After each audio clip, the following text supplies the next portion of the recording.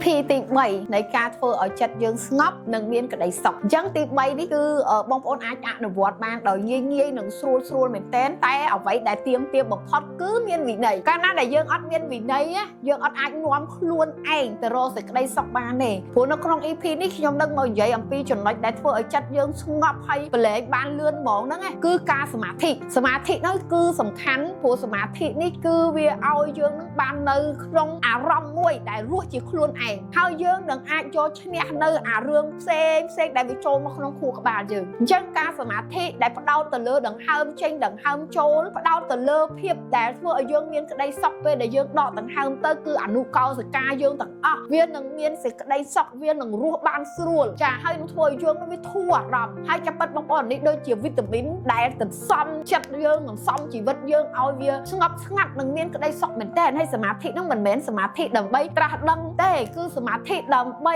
នាំខ្លួនយើងទៅរកបញ្ញាទៅកើតបញ្ញាឬទៅកើតសេចក្តីគេហៅថាស្ងប់ទៅវាកើតបញ្ញាឬក៏កើត idea ល្អហ្នឹងឯងហើយការសមាធិនឹងមានតិចនិចច្រើនហើយដល់ការដែលធ្វើ workshop លំហាត់ហ្នឹងក៏មានតិចនិចច្រើនដែរអញ្ចឹងនៅក្នុងតិចនិចកលឹះនេះខ្ញុំតែងតែបង្ហាញនៅក្នុង workshop នានារបស់ខ្ញុំនៅក្នុងការបង្វឹកផ្ទាល់ក៏ដូចជាឥឡូវនេះខ្ញុំមាននៅក្នុង course online មួយចំនួនដែរអញ្ចឹងបងប្អូនណាដែលគាត់អត់ទាន់យល់គាត់អាចទៅរៀននៅ course online ហ្នឹងក៏បានឬក៏បងប្អូនអាចមានឱកាសជួបគ្នាបើសិនជាបងប្អូនចាប់អារម្មណ៍នៅក្នុងការចូលរួមសិក្ខាសាលាអភិវឌ្ឍផ្លូវចិត្តរបស់យើងអញ្ចឹងការសមាធិគឺល្អភ្ញាក់ពីគេងគឺបងប្អូនអរគ្នាញ៉ាំទឹកមួយកែវរកកន្លែងណាស្ងប់ដាក់ភ្លេងផ្សេងដូចជាភ្លេង Canon ឬក៏ភ្លេងដែល relax ផ្សេងឲ្យបងប្អូនក៏បដោយអារម្មណ៍តាមដង្ហើមយើងចេញចូលប៉ុន្តែអាហ្នឹងតតែមានគ្រូបង្វឹកមានគ្រូ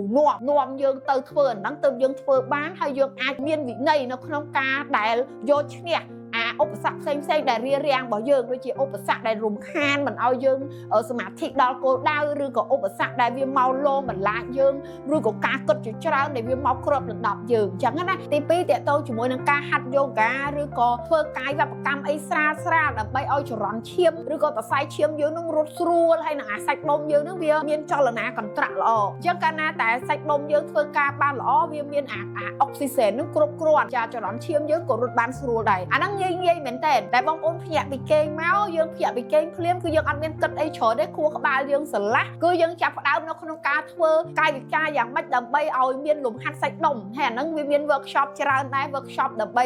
ធ្វើឲ្យចរន្តខ្យល់របស់យើងដូចថាទ្រុងរបស់យើងនឹងវាបានមានអុកស៊ីសែនគ្រប់គ្រាន់អាហ្នឹងវាកាត់ចោលនៅអាទុកលំបាកបានច្រើនមែនតើហើយខ្ញុំនឹងធ្វើវីដេអូជាបន្តបន្ទាប់ទៀតដើម្បី guide ខ្លះនៅក្នុងការសមាធិបងប្អូនអាចនឹង follow page ហើយនឹងតាមដានជាបន្តបន្ទាប់តែពីចំណុចនេះគឺបងប្អូនអាចអនុវត្តខ្លួនឯងទោះអនុវត្តមិនទាន់ត្រូវយ៉ាងហើយក៏វាធ្វើឲ្យយើងនឹងបានសម្រួលចិត្តយើងខ្លះដែរពេលដែលមិនបានធ្វើអីក៏ដោយបើមិនបានដល់សមាធិទេបើពេលបងប្អូនពងច្បុកច្បល់ចិត្តពេកទេបងប្អូនគ្រាន់តែបិទភ្នែកហើយដកដង្ហើមចេញដកដង្ហើមចូលពេលដកដង្ហើមចូលហ្នឹងប្រាប់ខ្លួនឯងថាប្រាថ្នាឲ្យខ្លួនឯងបានសុខចាដកដង្ហើមចេញសូមឲ្យរលាយចាក់ផុតទុកទាំងអស់ទៅចាហ្នឹងភាសាព្រះក៏មានដែរអញ្ចឹងចំណុចហ្នឹងគឺអនុវត្តទៅយើងរាប់តែ10ក៏ចិត្តយើងរឿងធូរបានបន្តិចដែរចាហ្នឹងបងប្អូនយកទៅអនុវត្តហើយបើសិនជាបងប្អូនចាប់អារម្មណ៍ចង់ workshop ចង់អីអាហ្នឹងប្រហែលជាបងប្អូនអាចមើលនៅក្នុង course online ព្រោះវាមានវីដេអូ detail ហើយមាន workshop ដែលខ្ញុំបានដាក់ចូលយ៉ាងលម្អិតចូលនៅក្នុងហ្នឹងតែម្ដងចាអរគុណច្រើនពីខ្ញុំសេពៅចា